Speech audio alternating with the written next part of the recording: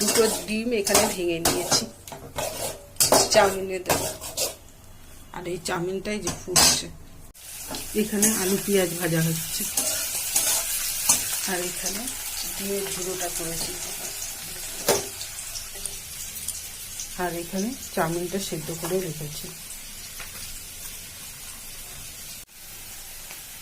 হলুদ, যে কাঁচা লঙ্কা নেই তাই শুকনো লঙ্কা দিলাম, চাউমিনগুলো দিয়ে দিলাম। বন্ধুরা, চাউমিনটা এরকম হয়েছে। এবার একটু শাহি গরম মশলা দেবো, দিয়ে নামিয়ে নেব। দিচ্ছি, দিয়ে